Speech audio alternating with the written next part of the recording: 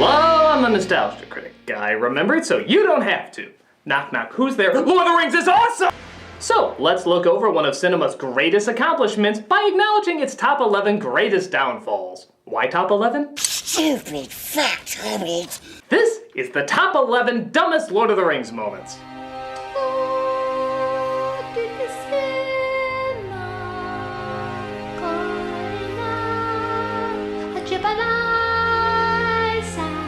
Number 11.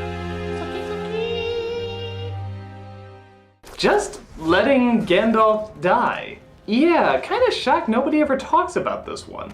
In the book, as well as in the animated movie, when Gandalf is facing the Balrog uses the whip to drag him down with him, causing Gandalf to shout, "Fly, you fools!" as he plunges to his death.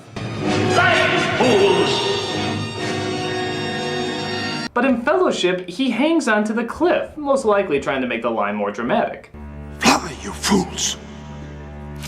But the question is, if he's hanging onto the cliff, why is everyone just looking at him? Nobody thinks to run over and actually pull him up. Go! Save him! He's right there! You still got time, you little idiots! No, I take it back. Frodo does. It's one of the few times he actually tries to take action. But what do? They hold him back. Why? There's no reason to. I suppose if you wanted to go out on a stretch, you could make the assumption that maybe the orcs are firing at them. But if you're just going to stand there and look at him anyway, the very least you could do is be a moving target by walking forward and picking him up. But Boromir is like, no, he's gone. I'm right here! He's never coming back. I haven't even left yet. We must move on without him. I can hear every word you're saying. Remember, he told us to fly. Yes, fly forward and grab me, please. He will live forever in our hearts. I'd much rather live the real way. Our friend is gone. Oh, this noise. Tell Bilbo I never liked him! No!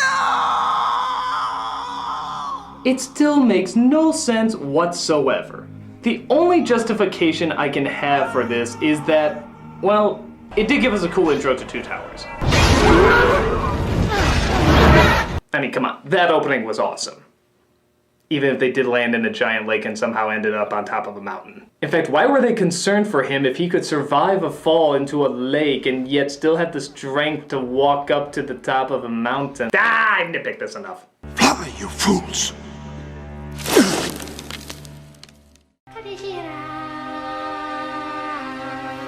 Number 10.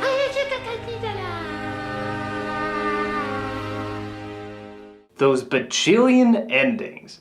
Yeah, y'all knew this was coming. On the one hand, you can't blame these people for having an ending that goes on forever. I mean, it's wrapping up 3 very big, very long movies. Lots of characters and stories need closure. But that's not what I necessarily take issue with. What I take issue with is the fake outs. Every other second, it looks like the credits are about to roll. Instead, they keep the plots coming. At first it looks like it's going to end with Sam and Frodo together on the volcano, but then it keeps going. Then it looks like it's going to end with them reuniting, but then it keeps going. Then it looks like it's going to end with them in Minas Tirith, but then it keeps going! And there's still 5 more endings on top of it! There's so many fade-outs in this film, you could confuse it for the ending of Clue. Here at the end of all things.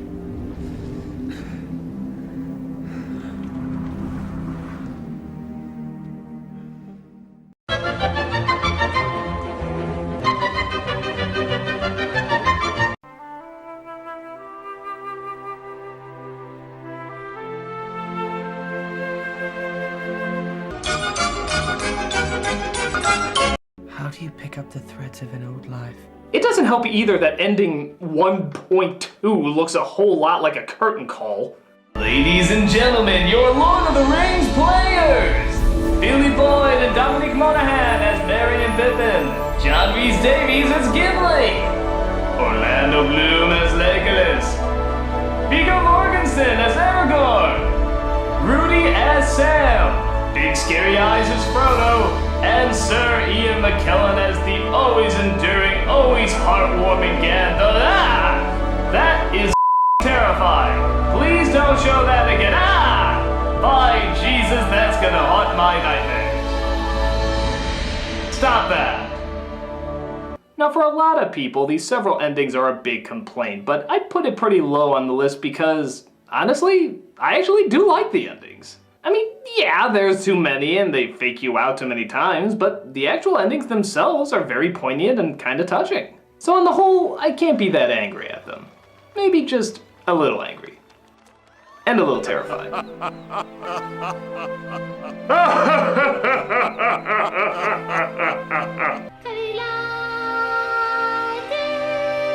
Number 9.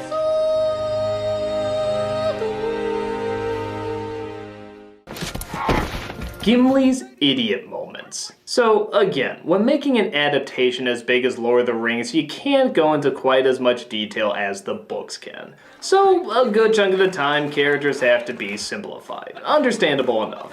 But good God, what did you do to Gimli? Ah, yes, the dwarves that go swimming with little hairy women.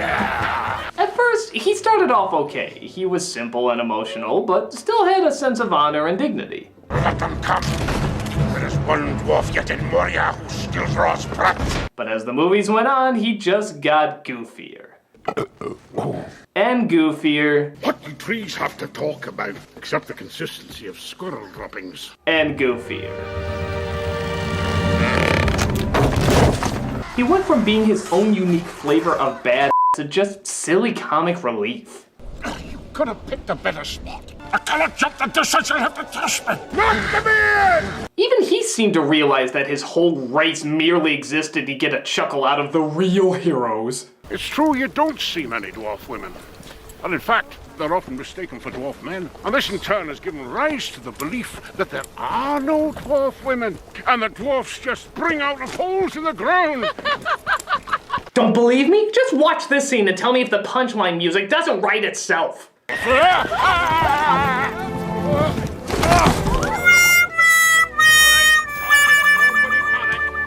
It's ironic that we would have to wait for a prequel to actually get a dignified dwarf character. But until that time, we only had Gimli as the dignified representation of the dwarf. Oh. Salted pork.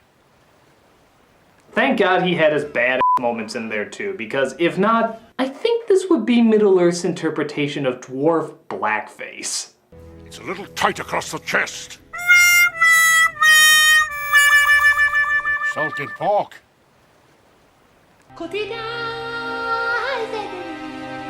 Number 8. Legolas's perfect moments. If one character can be too flawed, then another can be too perfect. Again, Legolas started out as a very precise, somewhat advanced hero in the first movie. But as the films went on, you started to wonder why he couldn't just fight this war himself. Look at this son of a While everyone's doing their best to fight off soldiers on ground, yeah, Aragorn's like, hey Legolas, would you mind bringing down a 5-story elephant? Come on, you can do that in your pointy-eared sleep. But the bizarre thing is, he can! Without even batting an eye! Is there even a bead of sweat on his forehead?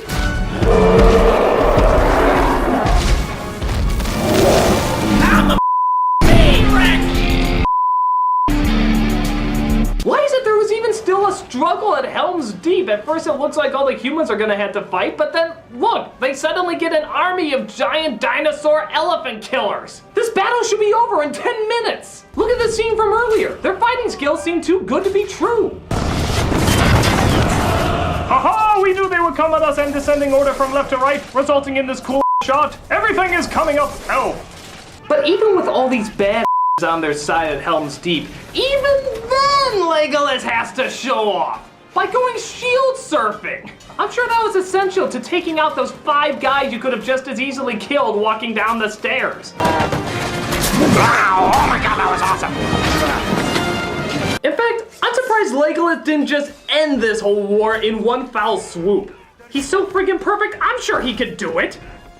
Legolas, a great evil is spawning in Mordor.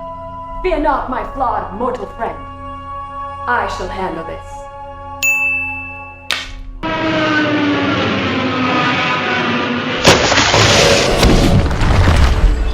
Like a boss. Legolas, you're too good to be true. And that is precisely the problem.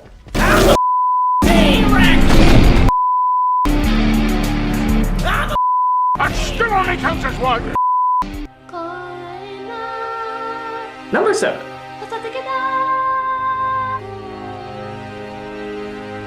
Those close-up shots.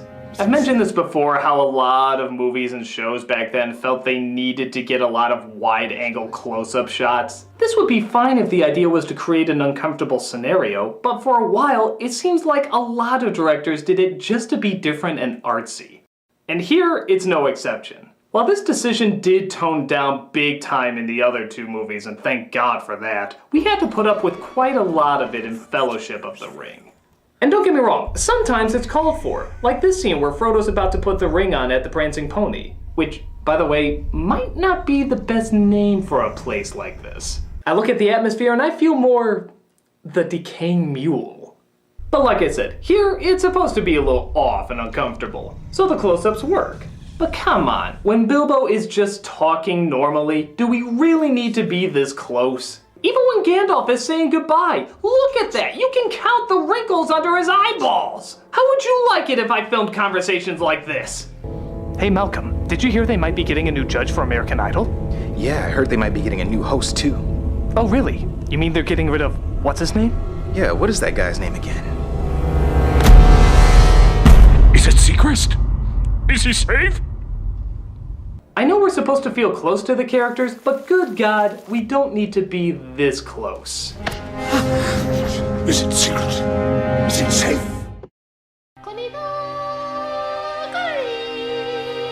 Number 6. Denethor. Just Denethor. If there's any character I think was more over-the-top simplified in these movies, it's this one. And I know a lot of you may disagree, but I got some serious issues with this guy. Everyone describes him as a Shakespearean villain, being very complex and very sympathetic.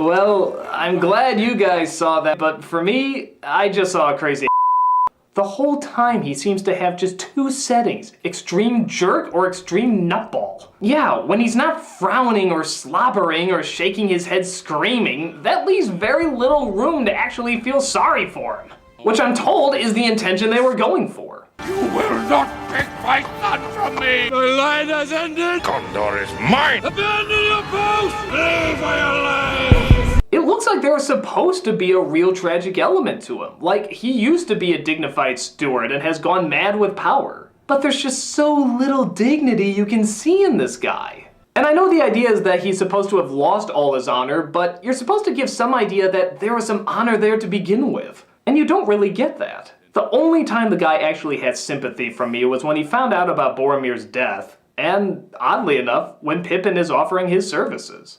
Until my lord release me, or death. And I shall not forget it, nor fail to reward that which is given. He does actually seem thankful and somewhat kind in this brief moment. And I'm not saying we need a ton of that, but we just need more than what we got. But no, we need obvious symbolism to show that the decision makers in their ivory towers don't understand the fragility of life. Mist and shadow, cloud and shade, all shall fade. I'm ignorantly benign! Come on, if I wanted slurping disgustingness, I'd go watch more of Gimli. Even his death seems over the top goofy. Just when they're about to give him something close to a remorseful moment, what do they do?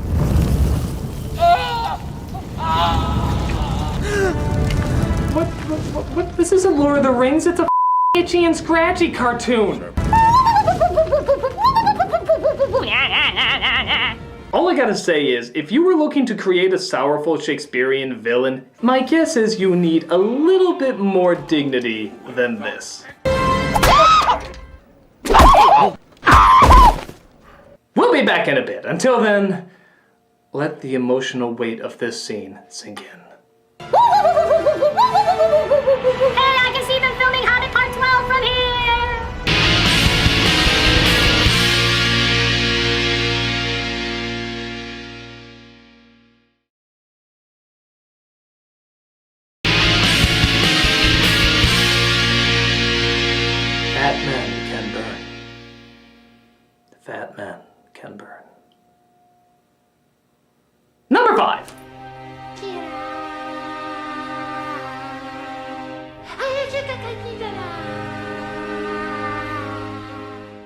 I'm not dead. There's a saying that nobody ever really dies in TV, that there's always a way to bring a popular character back. Well, the same definitely can be said for Lord of the Rings movies. First they think Gandalf is dead. Hallelujah. Then they think Merry and Pippin are dead. Hallelujah. Then they think Aragorn is dead. Hallelujah. Then they think Frodo is dead. Hallelujah. Good God, I thought the ending had too many fake outs. This is like a new world record. They probably cut this Mouth of Sauron scene from Return of the King because it was twice that they did a Frodo death fake out. I have a token I was bidden to show thee.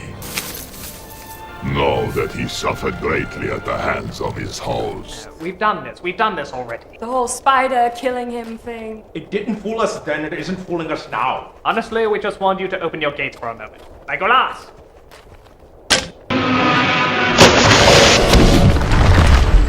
That still only counts as one. In fact, I think the only reason Boromir never came back is because Sean Bean has it in his contract that he has to die in every single role that he's in. And stay dead. But everyone else? Death is just a roadblock to pass. It's like they build up that no matter what, these characters are invincible. Look at this. How many times do they throw themselves into an army of killers and never even come out with a scratch on them? The funniest is probably this one with Aragorn and Gimli. That is ridiculous. This long line of killer monsters all being taken down by two men. One of them half the size of the rest of them. Even in the final climax, they know they have nothing to fear. Listen to how they talk. Certainty of death? Small chance of success. What are we waiting for? We've done this a million times. Even if we die, we're bound to bounce right back.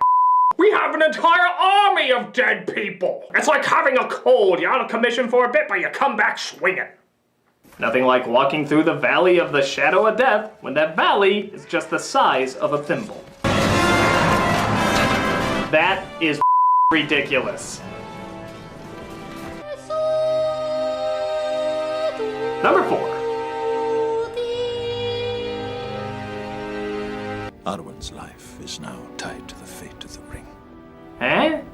Now, there's no doubt that Arwen's role has been expanded in the movies, and to be honest, I really don't mind. But then we get this really weird nonsense. Arwen is dying. The light of the even star is failing. As Sauron's power grows, her strength wanes. How the did that happen? We get something about the light of Brouhaha that's now somehow tied to Sauron growing because I have no clue. It was made up for the movie, I guess, as a means to give Aragorn something else to fight for, or maybe keep her more out of the way so that their being reunited would mean more? I'm not sure what the intention was, but brother, does it make no sense. What is that light thing she gave up? If it makes her mortal, then how come none of the other mortal people in Middle-earth are dying? In fact, if it does make her mortal, then how come they were talking about how much it's gonna suck when she stays immortal in that other scene? In fact, they made immortality look like such a she'd probably be welcoming death by this point. In most cases like this, you could say that it's explained in the book, but this was a new scene, and talked in very little detail about it. The more I think about it, maybe it would have been cooler if they wrote it that she went to fight with the rest of the army. She was originally filmed in the Helm's Deep battle until they edited her out. Wouldn't it be nice to give her a little bit more battle damage than a branch from a tree? Ooh, look at that scar. It shows she's tough and pushes on after battling prickly leaves. I don't know. If you're gonna expand the character, at least do it in a way that makes sense. Until then, look pretty, cry, and don't cut any hedges. Arwen's life is now tied to the fate of the ring. Eh?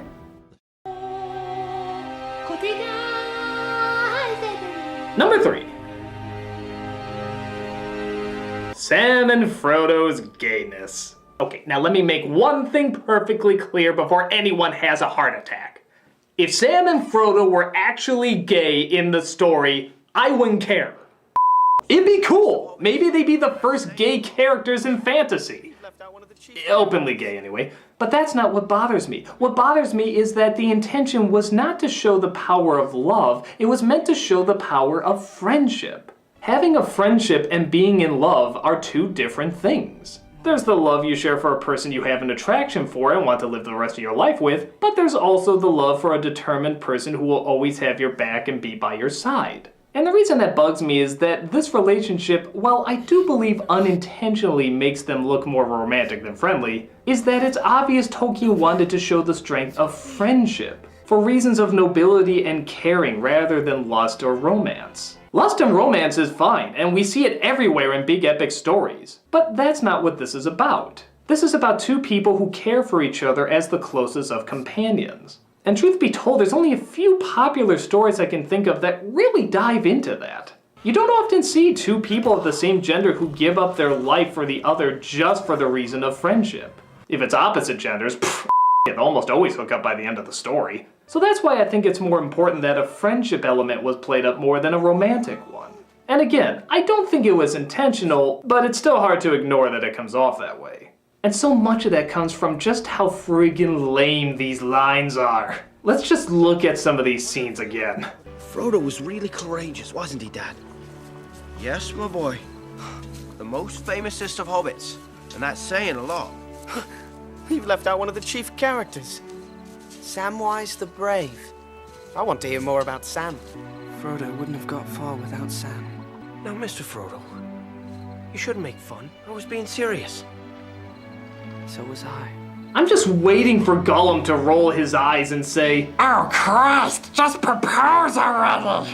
And even the friendship/romance doesn't always make sense. Frodo sends Sam away because he thinks he ate the last of the Lanvis bread. Fair enough, he's possessed by the rings and being manipulated by Gollum, but Sam actually starts to oblige until he makes this little discovery. What exactly is he supposed to realize there? So I didn't eat it!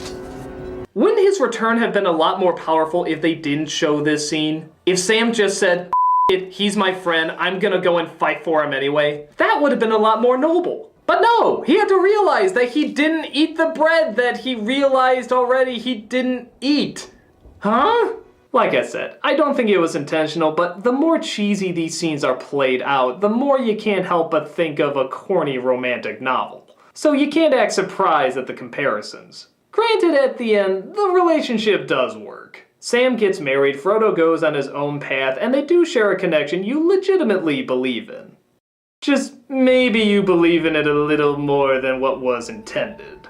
I can't carry it for you. Number 2. Sarah... who? There is no doubt that the biggest you to a character came when Saruman, the only human villain you have throughout any of these movies, was completely left out of Return of the King. What the He doesn't even make an appearance, a wave goodbye, or anything. He just doesn't show up. This is the guy that was the center of the poster in the last film. Your major villain second to only that giant eye thingy. And he doesn't even get a little wave goodbye? What a ripoff. Now, in one sense, you could make the argument that Sauron is really the villain, so you don't need to spend a ton of time with Saruman anyway. But there's two big problems with this. One, the excuse that they give is not to go after him. That he's too harmless now to do any real damage. What? Well, let's just have his head and be done with it. No. He has no power anymore. The filth of Saruman is washing away. Yeah, he's learned his lesson. I mean, come on, what are the chances of an ancient evil that we don't kill all the way possibly coming back and biting us in the eye? That doesn't count, he's an eye. And second, they had a perfectly good scene of him shot and edited already. Yeah, if you go to the extended edition, it's right there, right at the very beginning. It ties up all loose ends. The connection between him and Grimer, a final send-off between him and Gandalf, and yes, they don't just ignore the big evil genius who could obviously cause trouble later. He's killed off. And in a pretty cool way, I might add.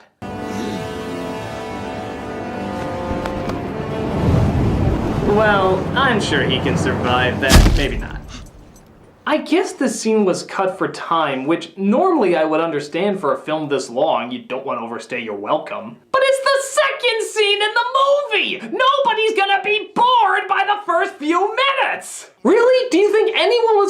watch this and be like, oh, this first 2 minutes isn't grabbing me. I'm sure the next 3 hours will be more eventful. God, if it's a time issue, why didn't you shorten one of the other cajillion endings that you had? That's where people started to and moan. They didn't need to know every single detail that went on after the war was over. But we did need to know what happened to one of your biggest villains in the entire film series. Of course, we always want to see the bad guy get the short end of the stick in the end. But next time, try letting us actually see it. Because that short end of the stick can impale pretty nicely. Hey Gandalf, do you still have that 2-for-1 coupon that could get you an extra life at the pearly gates? Sorry, I already used it. Oh crap. And the #1 dumbest Lord of the Rings moment is... those eagles that could have stopped everything. Everyone in the world brings it up, and of course, so am I. Why don't these creatures of awesomeness just fly over Mount Doom and drop the ring off themselves? It's obvious that if they wanted to win this war quickly and more logically, they would have used these things from the beginning. And every excuse that people throw out in terms of the movie never holds water. Oh, well, they're eagle gods who don't want to get involved in our world affairs. Well, that doesn't stop them from interfering 1, 2, and now 3 times in all of this. Well, they wouldn't be able to get very far. The evils of Mordor are just too great. Oh, I don't know, they made it to the gate. They seem to be fighting off those ring wraith things pretty good. And even if they didn't, you could have Gandalf nightlight reflect them off like he did before. It doesn't seem like Mordor has very many of those evil flying things. Well, much like Gandalf, they would have been tempted to use it themselves and become evil in the process. For what, a 2-hour flight? If Frodo can resist for days on end, I think all the wise spirit gods can hold out as well. And how the hell are they gonna put that ring on their claw anyway? Well, they stick out too much. A sneak attack makes much more sense in the grand scheme of things. Really? Because how many times do Sam and Frodo get spotted, captured, and injured? For every day it takes them to walk on foot, thousands of lives are probably being lost. Let's face it, people, it's only by pure luck that this plan worked at all. Even Gandalf, several times in the movie, acknowledges this was probably the dumbest strategy they've ever come up with. I've sent him to his death. Oh, why the did I do this? I should have used the eagles. I think all of us know how the ending of this film really should have gone down. Let's go back to that scenario we demonstrated before. I have a token. I was Legolas. The dwarves say Merry Christmas. Whiskey.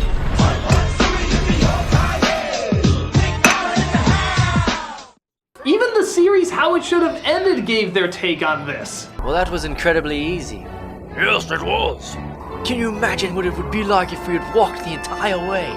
Don't be so. Oh my gosh, can you imagine? That's ridiculous. You can make up whatever excuse you want. You can say that some way or another this was the right thing to do. But for me, this is by far the dumbest Lord of the Rings moment.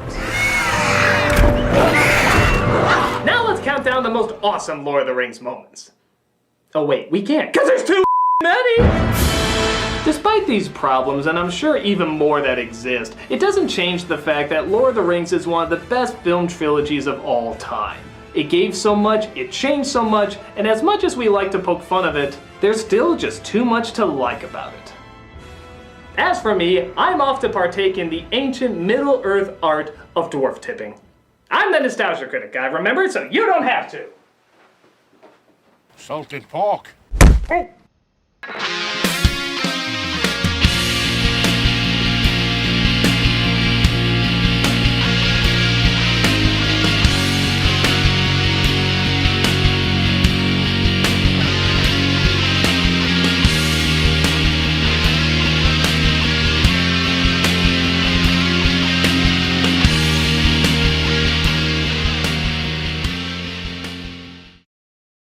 I shall handle this.